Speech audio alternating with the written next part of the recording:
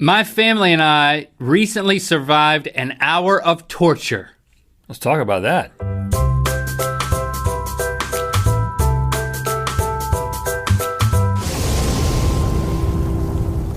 Good mythical morning. Thank you for joining us today. As many of you know, I hope all of you know this, Rhett, I hope you know this too, I am a family man. What? I got a wife, I've got 3 children, and I'm a family man. I try to do things to corral all of us in a family atmosphere that betters us. You actually have a minivan. I actually have a minivan. And you're not trying to be ironic. You just have one. I just need it. I mean, I don't know how to live without it, unapologetically. Yeah. I look for ways to get us all in this said transportation device, which I'll choose not to mention by name again, and do things talking about the minivan? that will create memories. Screens are a big deal in our house. You know, we try to do things to get the kids from in front of a screen. So we're always looking for things to do that are more active, to create memories together, right? Right, memories. Family man. You want to create memories. There is a lake. About you? Is that what you're saying? You just said memories, and then you said me. Family man. Oh, okay. There's a lake near our house which has paths around it. Maybe it's a good place to go to do things more active. And we have seen around this lake that there are these bicycles that will hold an entire family. Oh yeah, I've seen these. I've seen them at the beach. And, well, they're here too. Yeah, I think I've seen them at the beach. Like 2 rows and then a little thing for babies in the front. So it's like 2 bicycles beside each other. It's not just a bicycle built for 2. It's 2 bicycles built for like 5 or 6. Bicycles. So we're like, okay. They look amazing. I gotta say, they look amazing. I've almost done it and never done it. But now you've apparently had an experience and maybe I'll... Yeah, I'm calling these things torture devices. So let me just explain what happened to us. I see this and it's like, this is a perfect example for us to do something active together as a family. Bingo. Lily, who doesn't even like to hike or do things like that outside, she was just like, we want to do this. I'm not gonna label my own daughter. I'm not gonna fall into that trap. She's just not into hiking. Okay. But she was into this type of tandem biking type thing. So I'm like, okay, we will do that. So we go there. We go to the lake and we get out of our minivan and we're walking up to the place where you can rent the bike. And I see a family coming by us and it's just a slight incline. And these people are huffing and puffing and just sweating. And really? Christy says, as they go right past us, like literally this close to us, Christy says, "Doesn't look easy." Kind of an uncomfortable laugh with a question mark. No response from the family. Okay, that's not a good sign. It was like they had just come back from war. How many people? How many people were we talking about? What was the age range of the kids? There were 4 people on that particular one. 2 adults and 2 kids who were like preteen. I got an 11, an 8-year-old, and a 3.5-year-old. 3.5-year-old ain't gonna pedal. He's just dead weight. Right, of course. But, you know, we get up there, 1 hour, $30. So I'm like, okay, these people, they didn't seem to be having a good time, but I think we're in better shape than them. Oh, they're big. $30, you get what you pay for, so maybe this will be a good experience, because that's expensive for 1 hour on one of these things. Well, for 5 people, not too bad. So I pay up. I'm like, you know, money is no object to be a family man. And we take off on this thing, we get on the path, and immediately I realize that this torture device of a bicycle does not succumb to any of the normal physics associated with bicycles. What do you mean? Maybe it was a paddle boat. Maybe you were in a paddle boat and you didn't know it. It was a bike. It had 4 wheels. And you would pedal. There'd be one steering wheel that worked, and I had that. And then there were 4. Each of us had pedals that all worked, like 2 bikes. And it was as if it was in a really high gear. So you had to pedal really hard to get the thing going. But then the theory would be with bicycle physics that once you really get going, that thing is gonna take off, right? Yeah, momentum. Well then, I got to the point where we were pedaling really fast and it was as if somebody was underneath the thing just holding it, giving resistance to the whole thing and not allowing it to go. Are you sure that like your 3-year-old wasn't down there? I looked down there was nobody down there holding it. It was some invisible demon keeping the thing from going. Are you sure that your kids weren't pedaling backwards? Even when we were pedaling fast, it was not going. But we're still having a good time. What is being said at this moment? Are you like the other family being completely silent? It's like, push harder, we can do this, come on. This is fun. This is fun. And then quickly, emotions begin to fray.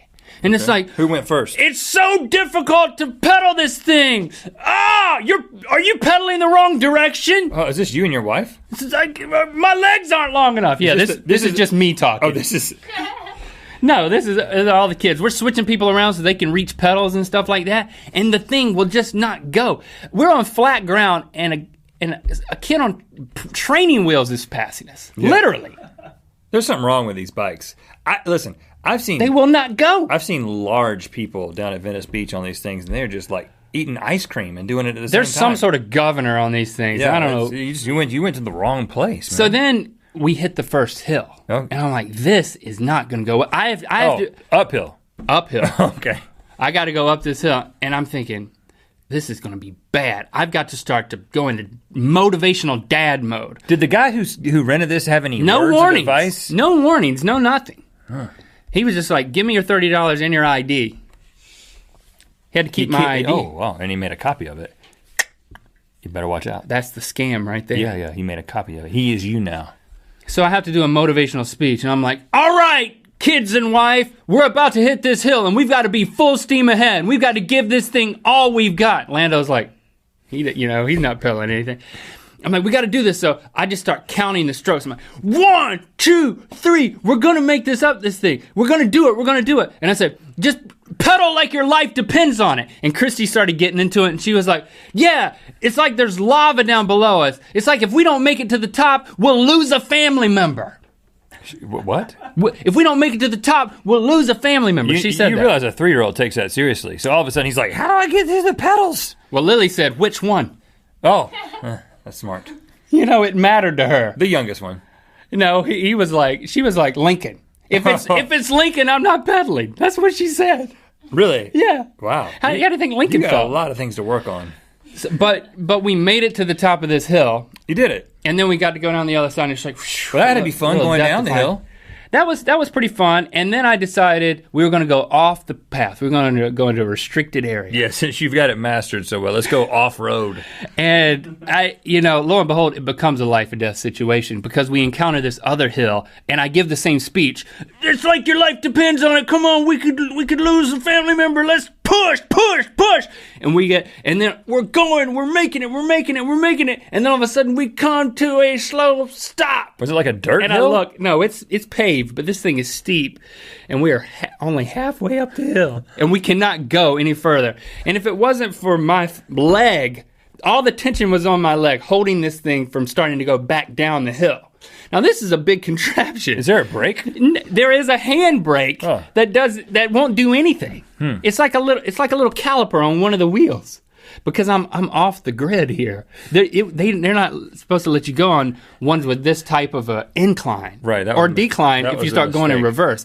I mean, literally, I thought one of us could be mauled by this contraption. Especially that I'm like holding the tension, and I said, "Everybody, get off the bike! Get off the bike!" And then everyone's like, what? And then Lincoln gets off the bike and gets behind the bike like he's going to push. I'm like, no! Don't get back there, because I really thought this thing could go backwards at any moment, and that would have been, and Lily's like on the side, yes, push the bike. And I'm like getting him out of the way and yelling at him, and runners are going by and like giving us these weird looks. And it is like a life or death situation for Lincoln now. And I'm trying to yell at him to get him, and I said, don't be stupid. I said that. And I'm sorry. And of course, in the park, in front of everybody, I'm yelling at my son. It's one of those dads that said, don't be stupid. And so everybody got off, and then I was able to power the rest of the way up the hill. Call social services. And I did not hold my composure. So I'm not dad of the year anymore. So I shouldn't do this? Well, listen. You shouldn't do it. No, but at the beach, it's zero elevation change the whole time.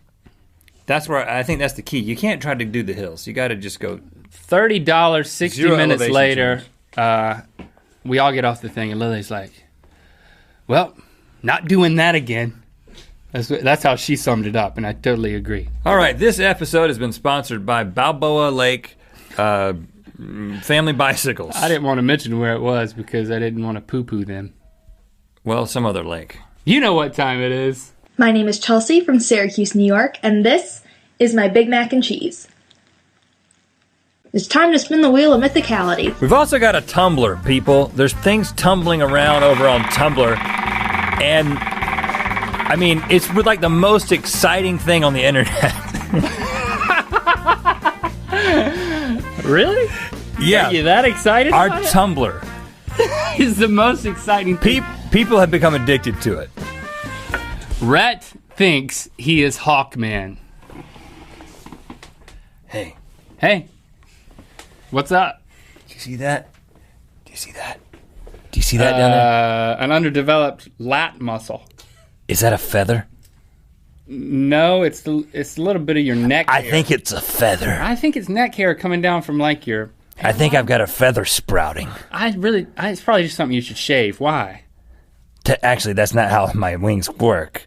I don't grow feathers. I don't know why I asked you if I was sprouting feathers, because I have special feathers that I have made for myself. Oh, really? Because I'm Hawkman. German Shepherd! What if people called their dogs by calling the breed? That's what would have been happening.